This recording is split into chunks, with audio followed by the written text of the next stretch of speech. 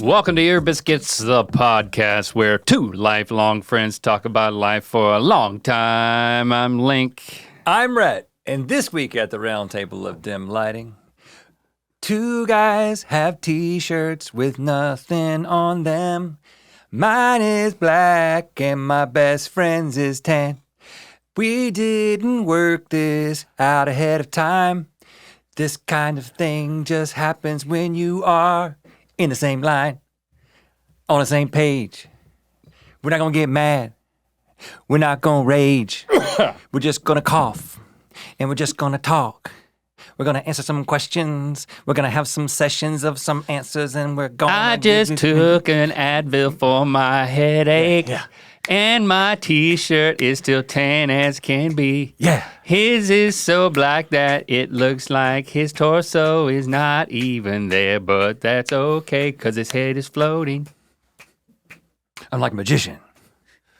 Like a magician. A new age magician who only wears a black t-shirt. Yeah. Or an approachable pastor. You think I look like an approachable pastor? Every time, let me just pick a little bone here. Every time I talk about anything passionately or seriously, you know what I get? Blowback. I get people telling me, pastor energy. Oh, really? I'm like, I was raised in the church. What can I say? Pastor energy? I was raised in the church. Whenever you care about something? Yeah. I'm not trying to do that. Maybe I missed my calling.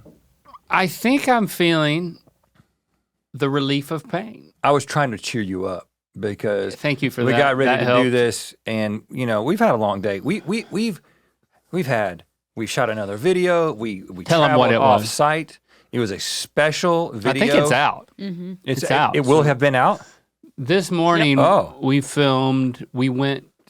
We planned our funerals. We picked out our freaking caskets and Urns, our urns, like whatnot. all of this stuff. At the Hollywood Forever Cemetery, We which documented the process, is a great cemetery. You know, I don't rank cemeteries typically, but it's number one. but it's number one in our hearts. It's also the coolest cemetery to just walk around. It's crazy the We've stuff they have on the Been there for a headstones. few times. We went to. Movies, concerts. We talked about it on the show. We went to the Lord Huron concert Yes. there with the backdrop of all the mausoleums and whatnot. And then you can watch. I watched the Addams Family Values movie there a couple of Halloweens ago. I watched 7 there in the graveyard. So it's a cool spot, and dead people are buried there, and you can go and you can mourn. But there's still 13,000 Mickey Rooney, available spots. Burt Reynolds. Did you know that? That's a lot. Paul Rubens. Because Well, they're there's adding more spots. There's places that they haven't buried anybody, and then there's mausoleums. They just built this mausoleum. a high rise. That's the U.S. the tallest mausoleum in the U.S. Super cool. And it's incredible. And we were on top of it. You see the Hollywood sign, It's beautiful. and they're going to build it.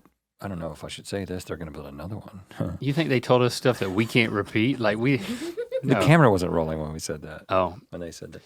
Anyway, Shout out to Jasmine, who is the coolest mortician we've ever met. the coolest mortician we ever met, except for our first girlfriend's Mom parents. and dad.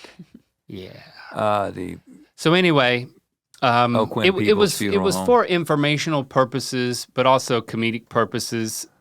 We didn't actually sign anything or like spend money, but I learned a lot of things. Like you can get a casket that is made completely out of mushrooms. They have it there. Total mushroom casket. And then you just get buried. It is $3,000. And it gets, there's like a bed of moss that your body lays on. Naked on moss. It's beautiful. It's really cool. So I really liked that idea. After we did that, because we shouldn't tell them everything, you gotta go watch it because it's a really good one. After we did that, we stopped. Well, it's an exclusive Society. special over on the Mythical Society. Go to mythicalsociety.com if you're a second degree member. I don't even know. Don't say things that you don't really know. Yeah. We If you're don't know. something, you get to see most Go of to it. Mythical And if you're Society something more, you and get to figure see out even if more. if you're obligated. are eligible. But yeah, while had we were fun. there, we were talking to Damien, who is a production assistant on the project today, on the video today, and he said something about jerk chicken. Like, I get some jerk chicken. We're like, what is jerk chicken? I love jerk chicken. He's like, yeah, the Taste of the Caribbean restaurant is right around the corner, right next to the Hollywood Forever Cemetery. And he said, I have friends who, I don't know if he said they are Jamaican or they just really know Jamaican food, but it was one of 2 places in LA that has the best Jamaican food. So we were like, we're right here. And let me just say, We walked over we there. knew that Jenna already had, lunches like, they were ordered and With a plastic they lid had on our it. names on them. They were ready. I always have food for you all. Thank you for we don't taking even care have of to us. make a sure decision. You're always Yeah. like satiated. We know we're going to have a lunch with a plastic lid on it because Jenna is going to see to that. But and we're not complaining. We thank you for that. But We had to have a taste when of the Jerk's Caribbean. Jerk's Chicken just down the road. I call it Jerk's Chicken. Yeah, hey, it was when we were eating it. I'm gonna tell you right now. Well, we get there and we're like, we walk in the front door and it's a ghost town. I was like, it looks closed, but the door opened.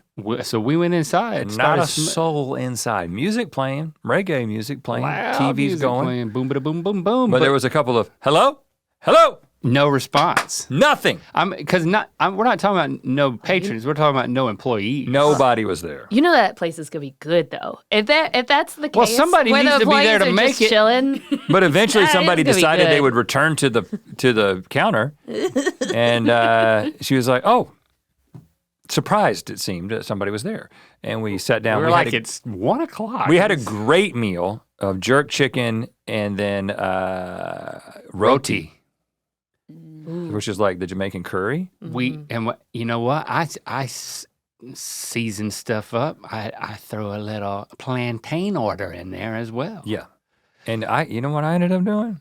Eating all of it. I got the hot sauce that they sell there and got a bottle and took it home with me. I didn't steal it. I added it to the bill. Well, we pay for that with the company card, so I get some of that whenever I want it. Come and get it, sucker. Here's the thing. I didn't love the sauce.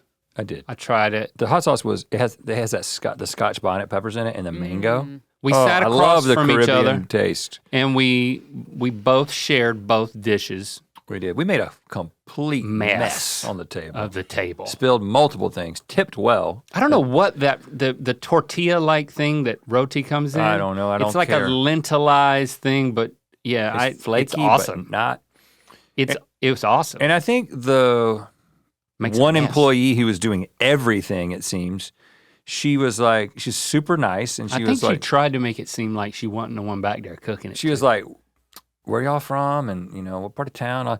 And then she was like, well, if you come back, you come back a little bit later. That's when the crowd's here. Like, oh, okay. So apparently it's a late night crowd. She's like, well, people watch the TVs and sports. And jerk chicken and I'm sports. burping up jerk chicken right now as I'm talking about it. Okay, blow it on me. Let me get another taste. When you say it like that. Oh, man. Sorry. I don't want to hear that from anybody. It was good though. I don't even want to hear that from a beautiful woman. I don't want to hear that from anybody. It was good though, wasn't it? It was. The jerk chicken had a side. The sides were Beans and rice. rice and beans mixed together. Beans and rice. And I would say rice and beans, much more rice than beans. I'm just saying it the way they say it. Beans and rice. And then it was a cabbage vegetable medley, It was cabbage. which I didn't I'm know. all for that. I just haven't been getting enough tastes of the Caribbean. But I will complain for a moment. There's too many bones in the meat. I'm spitting out bones left and right. Well, yeah, because it's like I knew this would happen. First time we ate roti was when we went to Trinidad. we had goat roti. and it had bones in it. So many bones. We're like, man, I want to just eat. I want to just We were take so the meat, hungry. migrate it to the rice and beans, and just turn the shovel on. You can't do that with the bones. The I know it thing- makes it taste better, but it makes it harder to eat. The thing that I figured out how to do was to bite lightly, which is hard for me. You know Yeah, I was how doing that. aggressively I chew. But I was biting lightly, and when I'd hit a bone, I just send it to the front, and then, You were doing great. I was watching you. yeah, I didn't swallow a bone or any other parts that I had to get out of my mouth. We discussed that we thought that the bones contributed to the taste of it as it was stewed for long periods of time? It does 1,000%. So you're complaining, but we kind of There's no way I could that make it was a good. I have this desire. They should have removed it before. It's they too did, hard. and they just it was just like chop it straight with it was the cleaver. a breast of chicken and a little bit of a wing, and they just like whazam and just chopped it in half. Yeah, and then the stewed chicken is just a piece of chicken, just like a part of the chicken, just kind of just stewed in there. I told you that I want to make jerk chicken pasta. As I have like a certain number of dishes that I like to make at scale to like give to other people. Not a lot of people. A lot of people don't like jerk chicken, so I don't know. But I have this idea for like a jerk chicken pasta that I want to perfect. Okay. But I know that I want to do the white boy version of it because I want it to just be chicken that has no bones in it that I can just shovel into my mouth and not worry about the dainty. I think you need to pick the bones out after you've made it though, because it's crucial. So I stew the chicken in the spices and do it all that way. And then I take the jerk chicken off of the bones and sort of shred it and then mix it with the pasta. You make a pile of bones, which appropriately enough is what happens when you get cremated. Back to that. We learned that the thing that they send you is a smoothied version of bones. It's ashes plus bones. It's not ashes. It's just bones. They delicately remove the bone remains after incinerating the entire piece. So and then they take those bone remains and they smoothie. Put them in a bone grinder. Yeah, and that's what you got. Anyway, and then that was awesome. And then we had meetings, and now we're here. I mean, end of the day. This is an end of the day thing. So I thought I'd sing you a little song about our t-shirts and see if it perked you up a little bit. And then you took it right from me, and you went and you sang about your shirt. Full circle, man. We're back at that. That's what I was hoping would happen. We're back at that. So now, if we want to cut all of that out because it sucked, that was just a warm up. Jamie. None of that counts. This is where the podcast episode can really start here. Singing about t-shirts. Anybody else got a headache? Let's hear a question.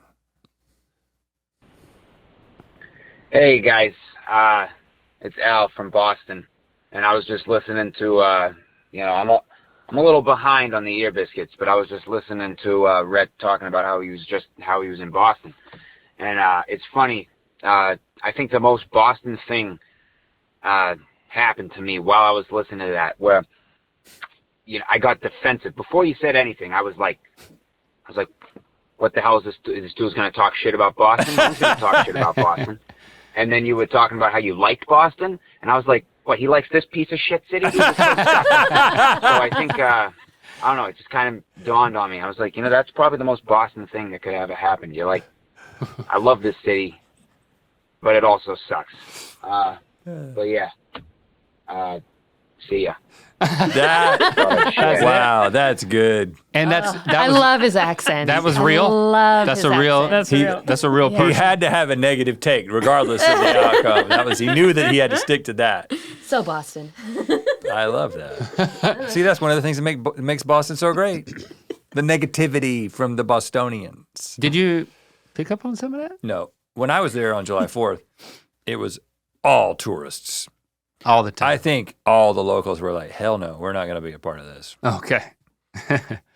But I'm sure, but the people in the restaurants, working the restaurants, they were lovely. So I did run into some locals there, but no. And no one was rude. No one was rude. Okay, good. Right now, there is a talented person out there who could take your company or your project to the next level. The question is, are they gonna find your job post or your competitors? That's exactly what Indeed Sponsored Jobs is for. Hiring? Indeed is all you need. Sponsored Jobs give your post a boost so the right candidates see it faster. And according to Indeed data, sponsored jobs posted directly on Indeed have 4 times more applications than non-sponsored jobs. That means you're not just reaching more people, you're reaching the people who actually fit what you need. And here's what I love most. You only pay for results. No monthly fees, No contracts, just a boost when you need it so you can find the right person right away. Spend more time interviewing candidates who check all your boxes, less stress, less time, more results now with Indeed sponsored jobs. You'll get a $75 sponsored job credit to help get your job the premium status it deserves at Indeed.com/ears. Just go to Indeed.com/ears with an S right now and support us by saying you heard about Indeed on this podcast. Indeed.com/ears. Terms and conditions apply. Hiring, do it the right way with Indeed. Just want to acknowledge the voicemails are pouring in, giving support to Jenna for her knee. Jenna, you're having surgery next Wednesday. In about a week. Yeah. In about a week, you're having the surgery. It's happening. And then they're saying that the recovery is how long? Well, total at least 9 months. But how long till you walk? I will probably be able to put weight on it same day. Okay. But I'll be in one of those like braces where my knee has to stay straightened. Like inflatable almost, like straighten it out, inflatable brace? I don't know what the brace looks like yet, but I know that they're going to give me one. Okay. That's not the one I have now that I bought off of line for like $15. Off of line. I'm not gonna give a specific place. How long till you can kick us in the ass again? Because well, we're gonna run wild. I would have crutches. I could hit you with the crutches. Yeah, she's gonna goose us with the crutch. Y'all walking too fast. No opportunity to like run hog wild. Jenna's gonna use the crutch on us. Okay, but yeah, play some of those voicemails where everyone's just really telling Jenna how much they care about her. I do have Jamie? an ACL one that would be interesting. Oh, really? Yeah. A lot of them are like super. I totally put Jamie on the spot because No, but I was basically making a joke that no one did that, Jenna. I'm about to say. But lots of people. But I know that they actually I will have. say Where's going with this? for the ear biscuit voicemail leavers. Short and succinct would be great.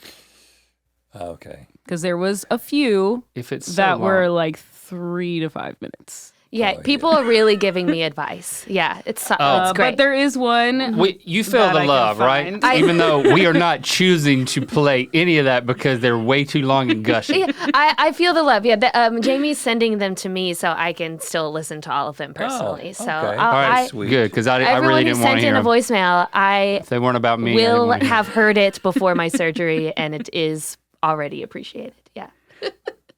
Yeah, so Yes. don't even look. Okay, but there is one. There Oh. is one. If I find it, the in betweenst that is Okay. quite. It's short enough and it's interesting. Okay. Is That it the one you prefaced to me earlier? Yeah. Okay, cool. that is a good note, though. I don't think we've ever made that note, Yeah. but I think people have maybe If taken. it's long and meandering, You know they don't get that long when we don't edit these down. It's like, Right. Okay, so as you're looking Oh, for I found it. Oh, you found it. Yeah. oh, here we go. Stalled just long enough. Good Just work. long enough. Okay. This is great. Hi, this is Sydney. I heard that Jenna tore her ACL. That's terrible. So sorry that happened to you, Jenna. And I personally don't have any experience with this for myself, but my dog actually tore both of his ACLs.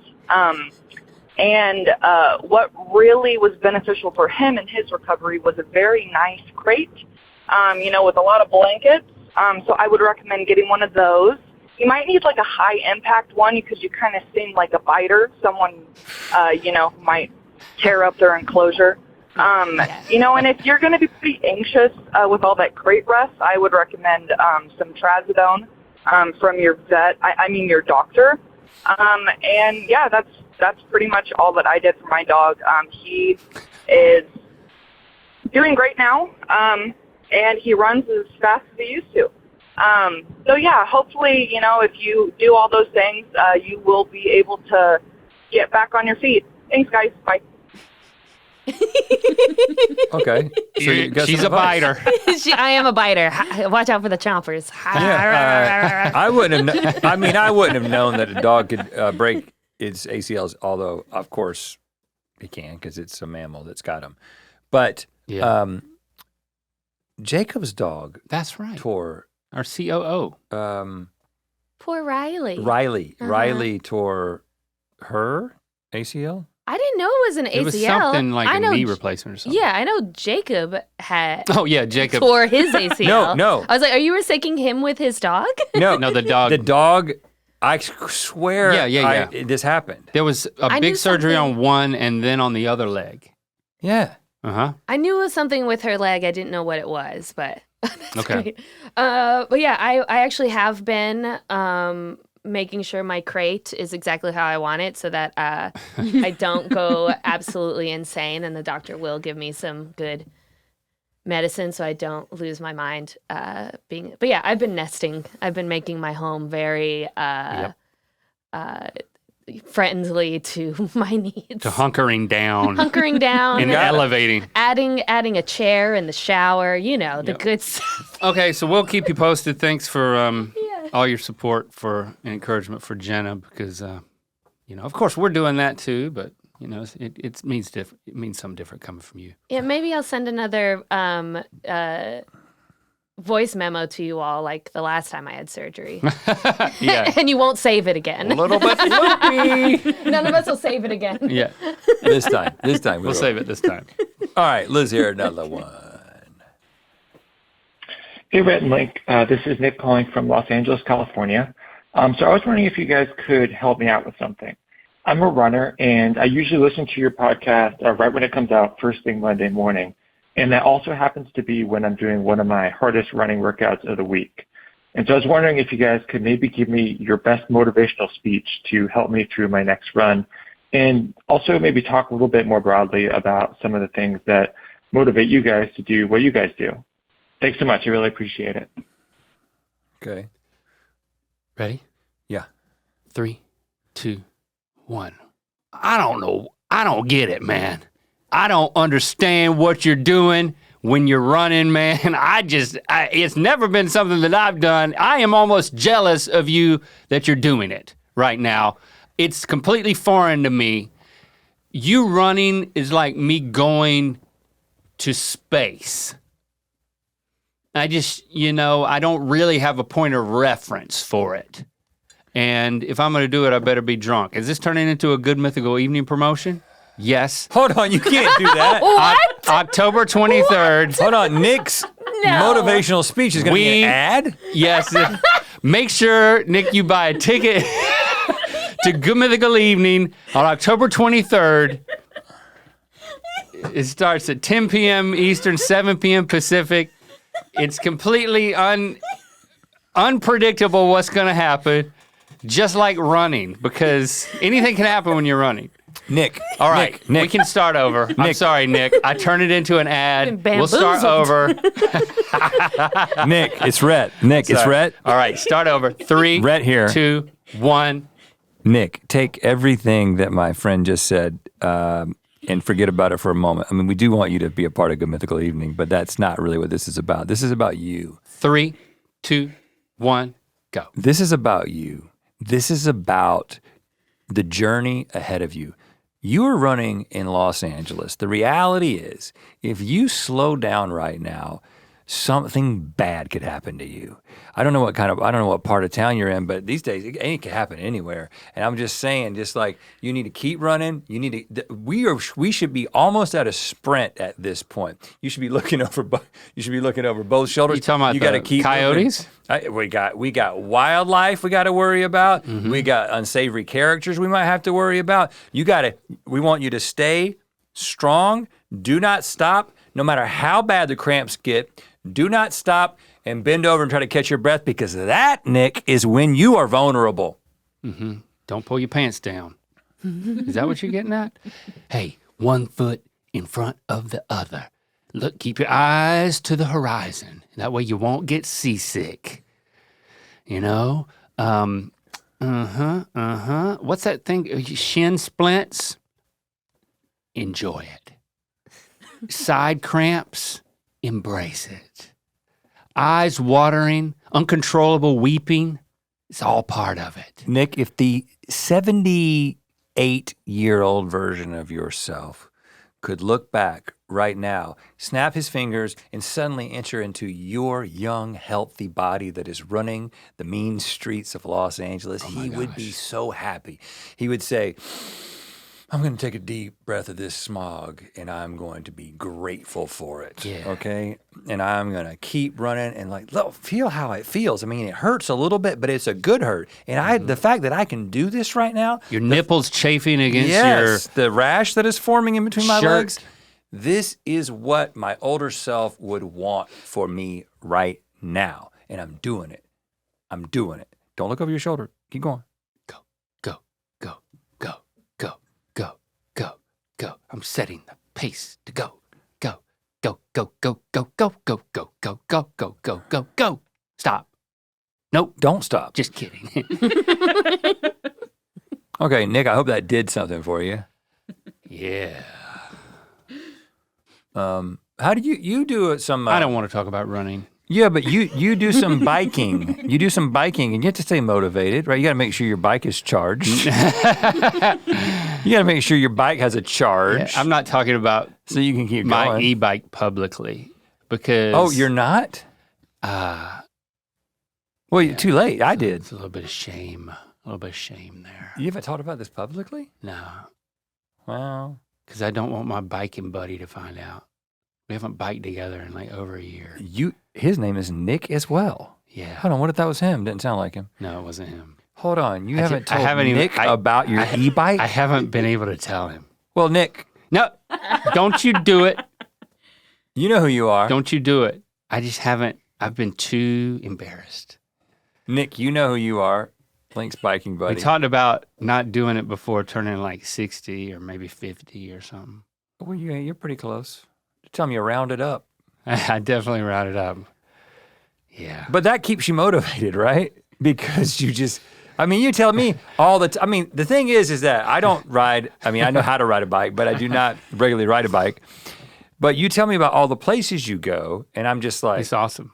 this seems like a better deal than to have to pedal yourself there. Oh, yeah. It's a mountaintop experience, literally. But isn't it? You're still pedaling. I'm getting a workout. Is there ever a moment and you're like, I need to stay motivated, or you like No. that's out of the equation? No. Okay. So, okay. Well, what do you do that requires motivation? I just find that. And then tell us why how you stay motivated. Why is that a question? He asked the question. You don't listen, man. Oh, Nick- the second part of the question. Yes, the yeah, I was original choosing to Nick. ignore. Yeah, well, I'm part of the not. question. I heard both questions and I'm answering the second What one. do we choose? How do you we stay motivated? What do you do? I don't I don't stay motivated. Nick, that's the answer. We are not motivated. I'm rarely extremely unmotivated. I'm just kind of like very even keel when it comes to motivation. I'm just vated. You know, I'm not more or less vated. You're the right amount of vated. I'm just evenly vated. It's kind of like an I autopilot. think that's almost a really good joke. My rewrite of that would be, I'm not motivated, I'm tivated. Yeah. Because I'm not motivated. I'm not just or the right less amount- tivated. Right, I'm just there you tivated. go. I'm just tivated. That's what it That's should the have been. t-shirt. Yeah. That's the t-shirt. I'm not mo or less tivated. I'm just tivated. Yeah. You know, make that work in the edit. I think you have to say, the t-shirt would say, I'm not motivated, I'm not less tivated. Because you have to see motivated all together, because then people won't know what if you say, I'm not mo or less tivated, be like, what the hell language is this guy talking? But really, I don't, I think that I fall back on routine. I think that's my answer. I don't do a whole lot where I have to like dig super deep to keep going, because most everything, I work hard, but it's almost always something I want to be doing. We're blessed in that way, hashtag.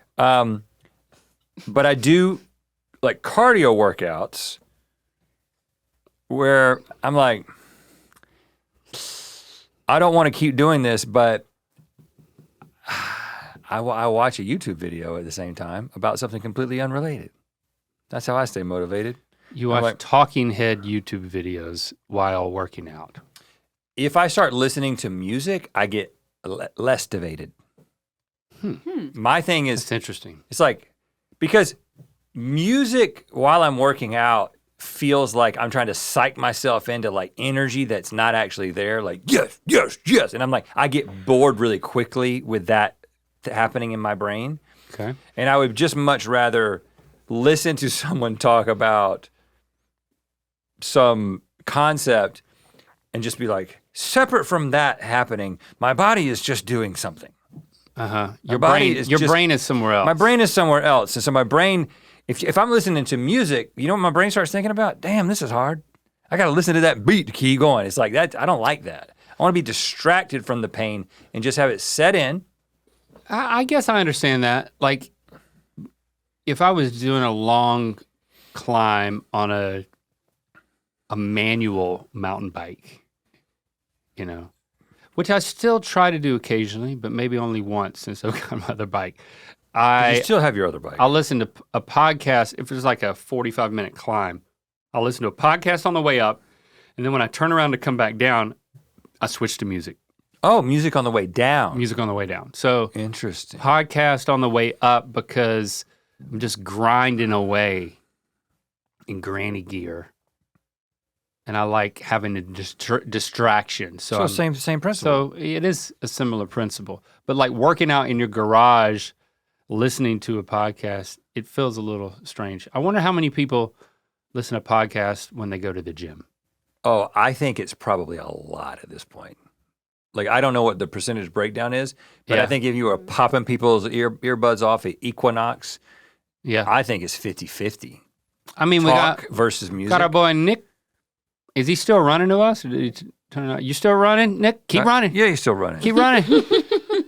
We're right behind you. Yeah. So, I mean, perfect example. Yeah, this whole thing is premised on the fact that Nick listens to this podcast while running. Well, there's your answer, Nick. Next.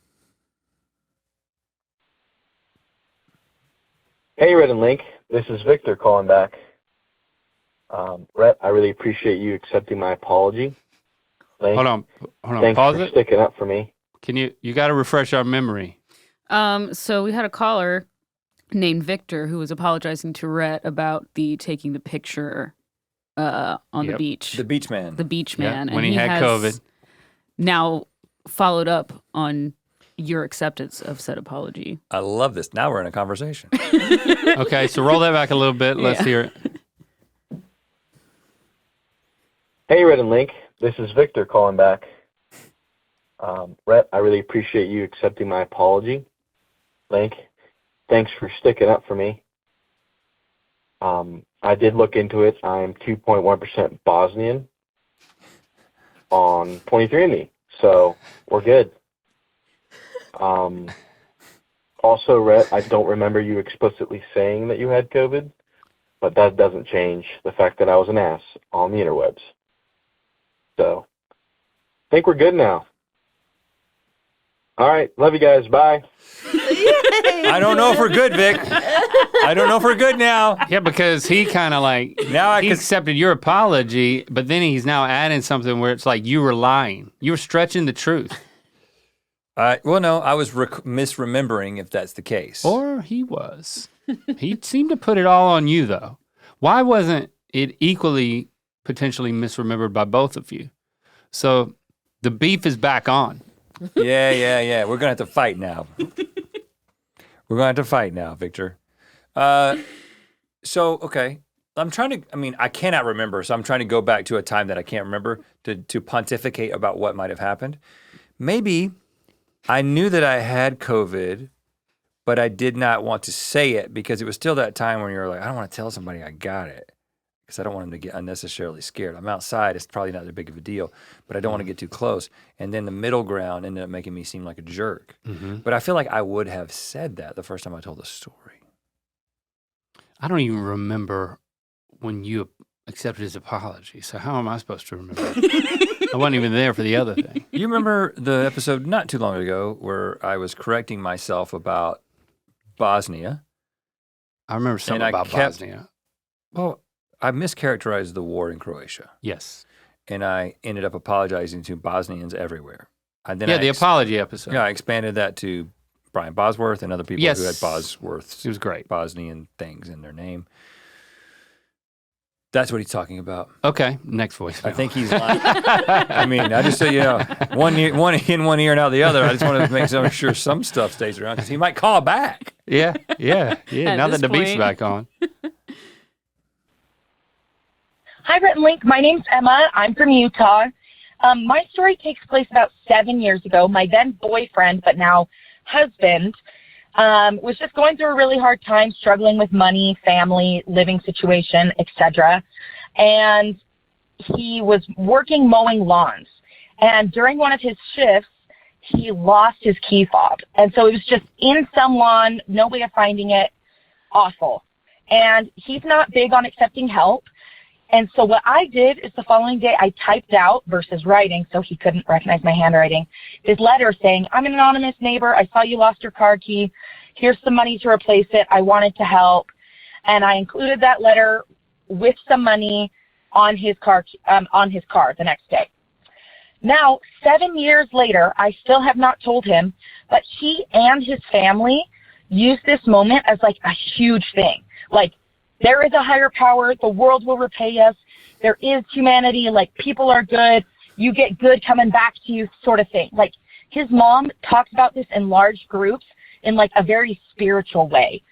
And I still haven't told him because I don't know what this will do. Like, this is one of his core beliefs that like the world is good. Will this destroy everything? Let me know your thoughts. Thanks for your content. Bye. Well, hopefully he doesn't listen to this podcast. Yeah, let's assume he doesn't. Because why so would that the question doesn't answer itself. Mm. I feel like, here's my take. At this point, if there's anything that can make you feel better about the world, even if it's not true, maybe for now it's okay. Now's not the time to start. Now's not the time to take somebody's joy away. Mm-mm. You know what I mean? Truth is important. Not as important as I would hope that our nation would consider it to be, but it is important. I think that we will get back there at some point. Truth will win out in the end. I mean, in the meantime, tell yourself some lies to get through it. I don't think that this instance is the only reason that he and his entire family believe that something karmic, if good will come back to you. Is it all based on this one thing, or is it just the nice anecdote that they use? And was it such a significant thing? I feel like maybe I missed an important part of that. How did they've retold the story for years? How did the person that she was pretending to be in this fictitious scenario who knew, how did she know? Didn't say enough. Because of the universe had told her? Is that? No, I don't. It was a neighbor. A neighbor thing? And I heard you lost your key. Heard where? Well, maybe she was From like an angel? walking past No, it wasn't that. a Nosy lawn neighbors. or something. A It was- nosy neighbor it saw was a like, neighbor, ah. so- Yeah. If I hear people talking out, I go on my balcony. I'm like, what are they it's talking about? neighbor hearsay. I feel like I'd be gossip. going door to door and being like, I just wanted to say thank you. I know. No, if somebody does something anonymously, leave it lay. Leave it lay. But you did something anonymously that was good. Does that, I guess it takes some of the meaning away that someone that he didn't know that well or at all was so generous. What about someone that he knew and was dating that he ended up marrying did it? Well, but that's not Maybe that'll be good. supernatural. But it wasn't he didn't believe it was supernatural. I mean, I know that they put sounds she like said that they would put spiritual weight on it, but the story wasn't told as if it was a miracle. A miracle, but it was like Jenna said, it was a neighbor. I'm a neighbor and I heard, so it's not like, we're all going to be debunking okay. a miracle. We're all going to be okay because a neighbor Because helped me people in a do time good of things. need. Yeah, people do good things. And if you're good, good things will come back to you. Okay, I Might have think been the that's something to believe extrapolation. in. That's something to believe in. I mean, you got to be careful. 7 years in, I know you've had big fights, but this is one of those things that might come out in a heat of passion. I was the one with the key fob. Yeah. It was my money. It was my letter. It was my typewriter. The world is horrible still. The belief that the world is good, I am good. Right. My theory, they keep bringing it up around her because they know it was her and they want her to admit it. Oh! 7 years of later. just baiting her to come clean. They both are. Is They she both are on the ever- long con. Is she ever going to say anything about this? I will say, you talk about wanting to believe the world is a better place. I have found myself in these corners of YouTube. I watch a lot of YouTube almost exclusively in the morning while working out. That's what I've heard. Right? And I realize that too many of my videos are just people talking of this informational stuff that sometimes I'm like, it's not the first thing I want to put into my brain when I wake up. I don't want to be like, I wake up and go to class and work out at the same time. Like sometimes it's a little too much education, right? Okay. And boy, I wish I could remember the name of some of these channels. But somehow I watched one video that was like, there are multiple channels that do something where it'll just be like a profile of an older person, like a beautifully shot little vignette. I have to look this up. A beautifully shot little vignette of like an old person who lives alone and writes poetry. And it's like, it'll just be like, this person's we're gonna spend a day with this person and they're gonna like talk about what they've learned in their life. And so it's not self-produced. No, it's a channel where at least one of them is a channel. And I'm gonna find one of these channels because I know I subscribe to them. Let's see. How do you go to your subscriptions here? Subscriptions. So let's see what we got here. I don't really know how to use YouTube. I've only been doing it for... Says the man who... As long as this existed. Because they don't put them out as often. You know what I'm saying? Like, I bet you if I just go to home, there'll be something that's suggested in this because I'm getting these things suggested to me at this point. But it'll just be like a person, like an older person. Okay, this is one. I don't know who makes this. It's just a channel called Reflections of Life. 1 million subscribers. And like each video is just like how I live simply at 80 years old.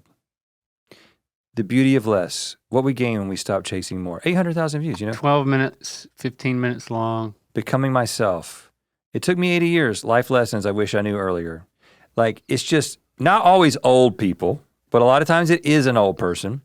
And it's just... Through everything, I'm still me. And it's just this nice, good human just being like, I'm just going to tell you about some things that I've learned. And again, it's like, it's very well done.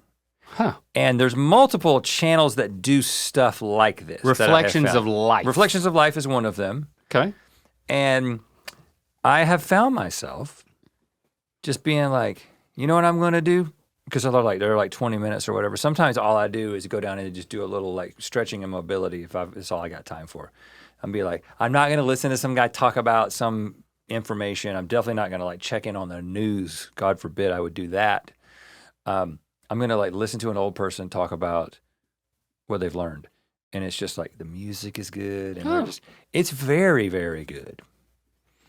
So okay. I found myself going to that place. I don't know how I got here. We were answering a question Doesn't matter. that was relevent. Nick, you still running? I know you're not going to be able to tell me how I got there. Keep running.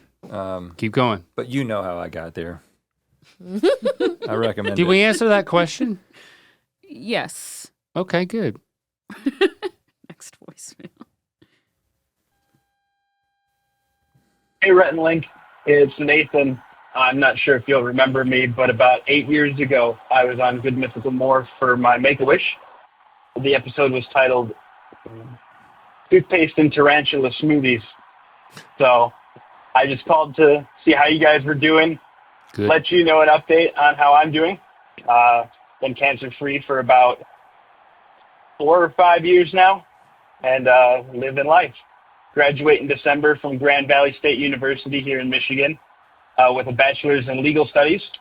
So I plan to go into corporate compliance if Mythical ever needs anybody on the legal team. Hey. But yeah, I just called to see how you all were doing. We're doing good. I mean, Nathan, right? Neither one of us have Nathan. cancer, which is great. That's right. And I'm glad you don't either anymore. Yeah, it feels great to get an update. We love having Make-A-Wish recipients come through on Good Mythical It's a More. highlight, man. And a lot of people find it's there's a misconception that if you get a Make-A-Wish that it is terminal. Right, that's what we And thought. that's not necessarily the case. It is Case in point, sometimes. It is sometimes. And we've been honored to have, people, wish recipients come through who that was their wish, was to hang out with us. But it's great to get this update. You're going into corporate law. Compliance, man. People got to comply. Mm-hmm. Corporations. Corporations have to comply. Yeah. Hey, corporations are people, Jenna. Didn't you see that Supreme Court decision? Wow. Corporations are people. How dare I? Which reminds me of another thing. We're going to do a little bit rabbit trails, because I told you about this, this book I was reading, Is a River Alive? Yeah. And it's by the same guy who wrote Underland, which I can't remember his name right now. I don't want to, it's Robert something, I think, but both great books. But Is a River Alive is about the movement of environmentalists, especially in like indigenous environmentalists in certain areas of the world who have like indigenous religious views, like animistic views where like the river was alive, not just the river was a combination of a bunch of things that are alive and just water that flows or whatever, like a very technical, like Western definition. Yeah. But it's the sort of the legal push to get a body of water to be considered a person. And it's kind of under the auspices of, or the logic is, well, if we could do that with a corporation, corporation is not a person, a corporation is a concept, but the corporation gets to do things and gains rights because it's considered a person. And a lot of times those rights are not great for people, What happens is if we can get a river to be considered alive and have its own rights, then you can't just willy-nilly dam it up and do other things and pollute it and all this stuff. It's a fascinating book. And just thinking about that concept. Is a River Alive? I think that's the name of it. If you search that, it'll come up. Okay. I recommend it. You recommending all types of It stuff. just kind of makes you think a little bit outside the box. Okay. Thank you so much for that update. That's very heartwarming and encouraging. Hi, Rhett Link. My name is Eva from Philadelphia. I've been listening to Ear Biscuits forever, and I'm wondering how you two deal with things at work not going quite your way. I am a creative worker, and I often struggle with projects not turning out the way that I had envisioned, or making a mistake at work or something like that and keeping myself up at night about it. So I'm curious how you grasp those things and how you work through those things, because your job is incredibly creative. And I think it's something that everyone deals with regardless of what their job is like. So thank you and goodbye. Thank you for the question. Very thoughtful. I don't know if it was a softball toss for us to discuss Wonder Hole Season 2, but we will take that opportunity. What are you talking about, Link? But we don't make mistakes. Before I do, I will say I agree with what you're saying, that whether it's a creative field or not, I think when we look at all the different aspects of our job and the ones that on the surface are less creative, like the CEO hat that we wear in running our company. And it is a hat, and there is just one, and we share it. Business strategy and all that. we definitely experience the concept of like hindsight being 2020. Why didn't we? There's this temptation to beat ourselves up because something is so clear to us now, and I know that happens in a business sense, because when you're making business decisions, it tends to be very measurable, and it gets a lot more stark. That if we would have done something differently, then it would mean this in terms of very measurable numbers. So I don't think we experience it across the board, not just with our creative projects, but I do think that currently we are talking about the questions that are being answered associated with Wonderhole Season 2. If you go back and listen to the episode we devoted to that before it came out, I do seem to remember that there were a lot of open questions in the way that we had constructed it.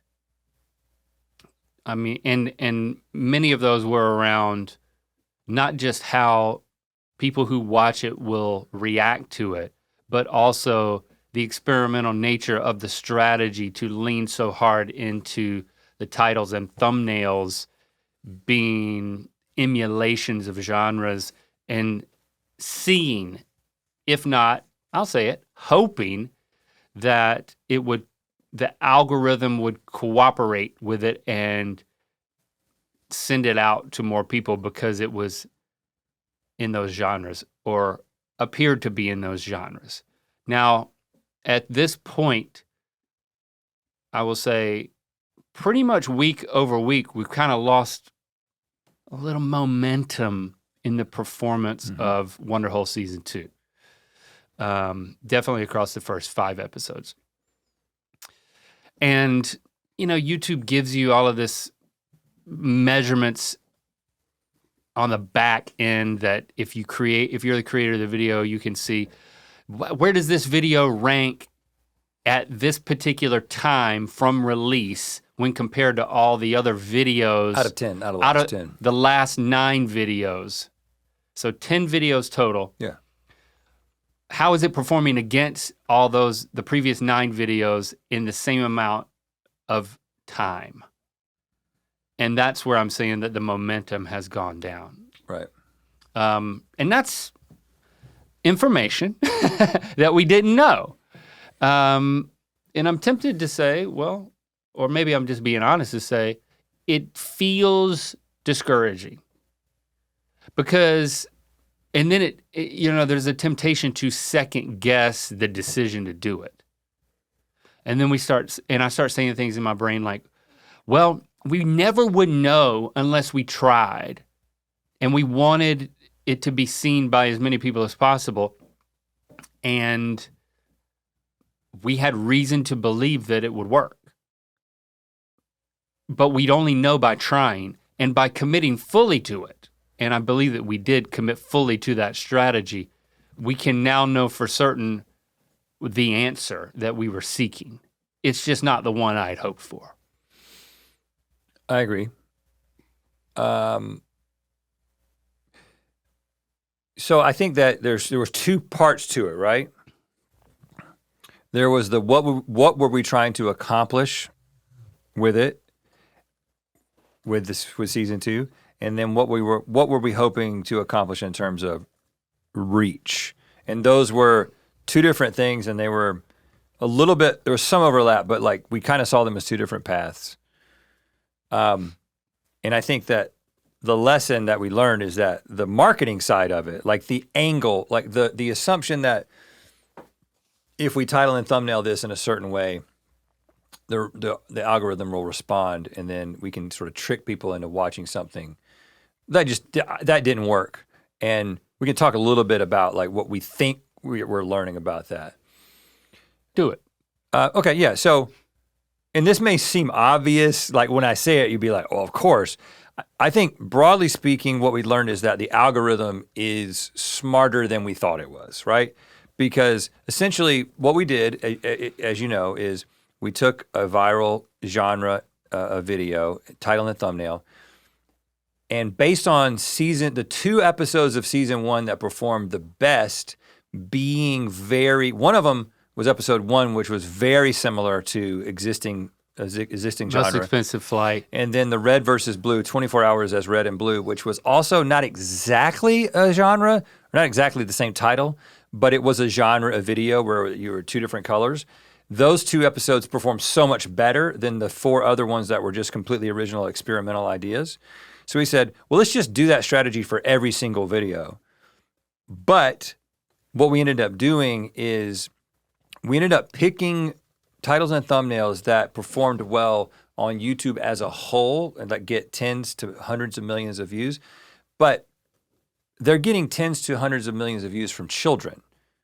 Those genres are, right? And a lot of people think that kids watch our videos, but it's actually not true. Like our number one demo is it's adults by a long shot. Like 13 to 17 is like single digit percentage for us, like 3% or something like that.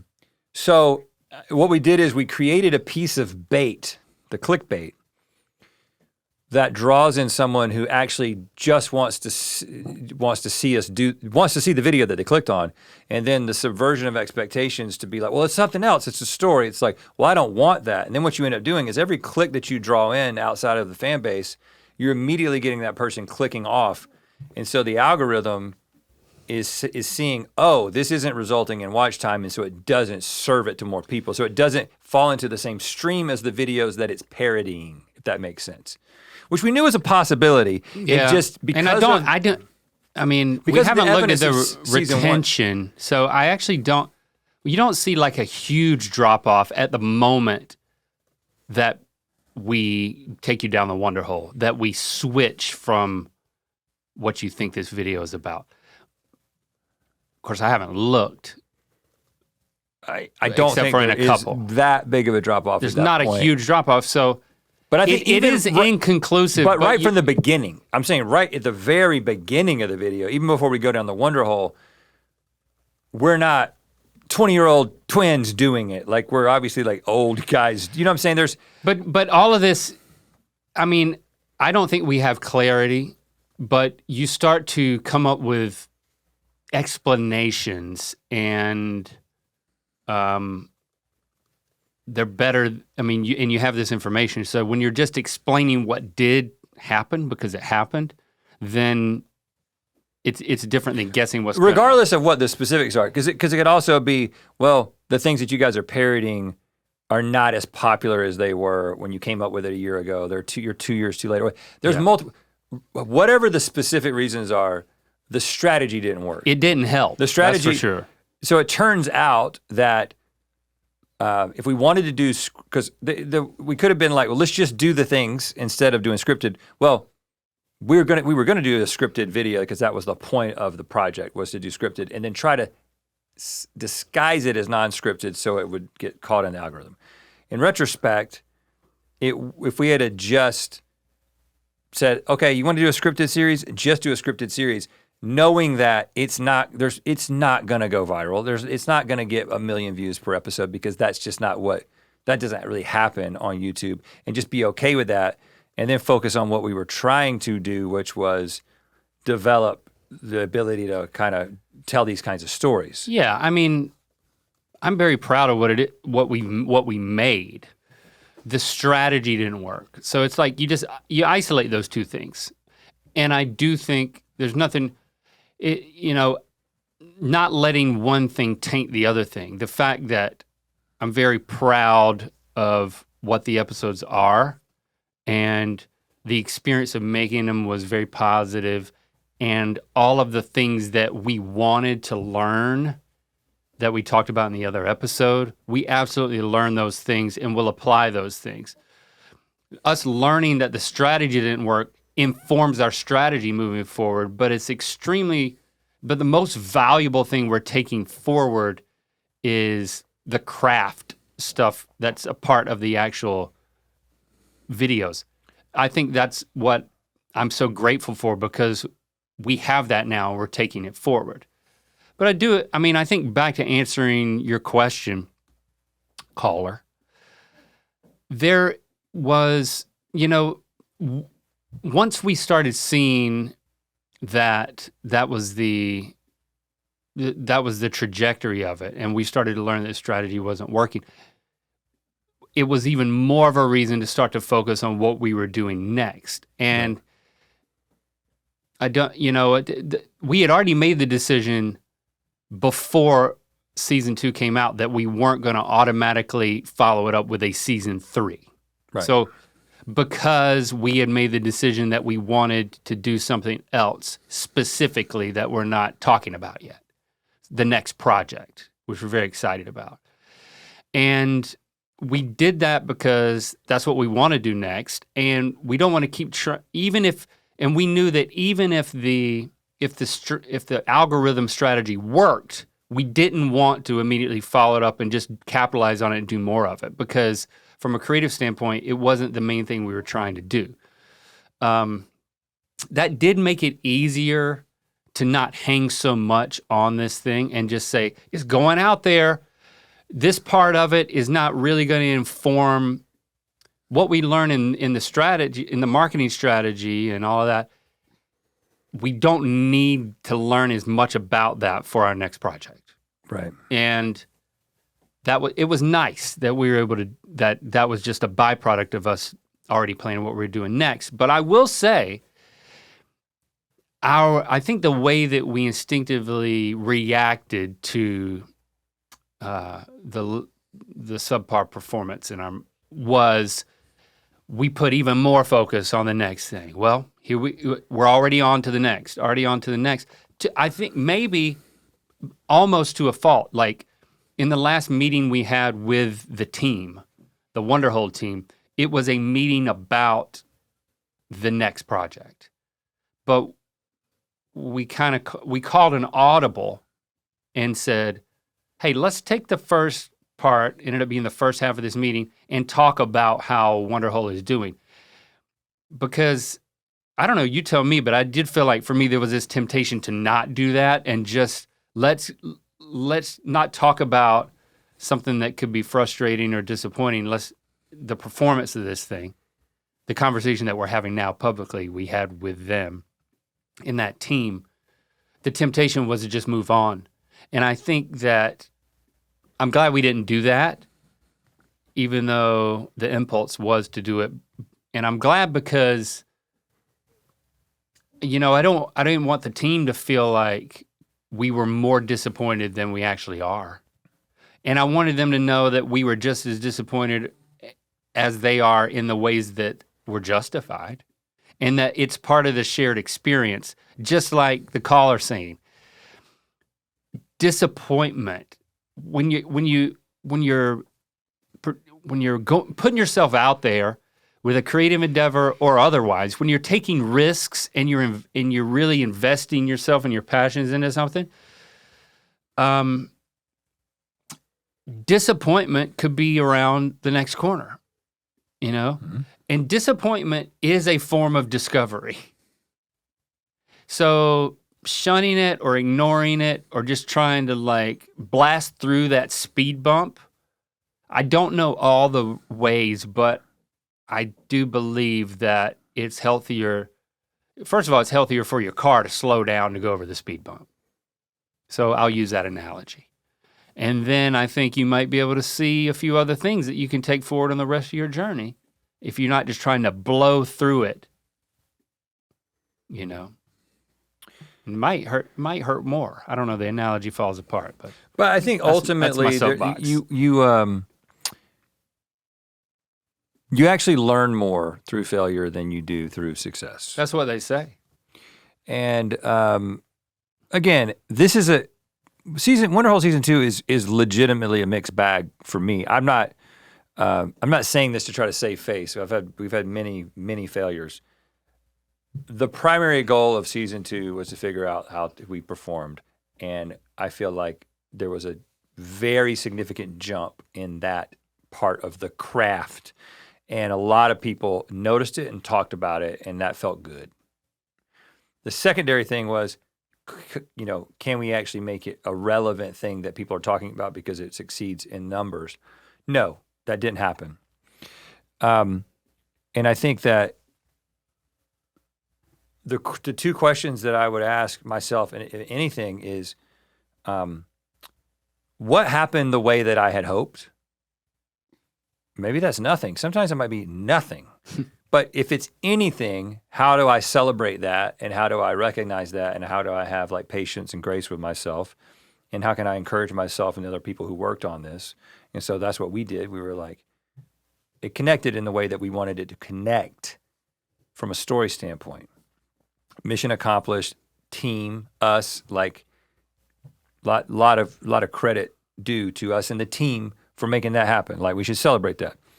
Strategy, miscalculation, and that strategy came from us. Like, we pushed hard to say, like, let's make it a simple thing where we take these thumbnails. So that didn't work. And like you said, we can't immediately take that and apply it to the next thing because the next thing it's so different. But now we know that, right? Now we know, and that's all. Honestly, it's something that we can take into we do so much on this platform on YouTube with Good Mythical Morning. And I think that to me, it's like, you can't fool the algorithm. Don't try to fool the algorithm. The algorithm is designed to figure out who wants to watch something and for those people to find it and to watch it. And if you literally try to make something live and die by some trick that you're pulling on the algorithm, chances are it will die.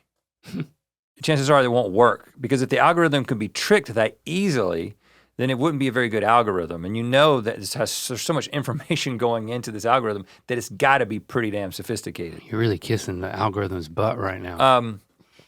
And so it's like, okay, maybe we thought too highly of ourselves in that way, thinking that we can slide one through, because we thought we had limited anecdotal evidence to suggest that we could do it.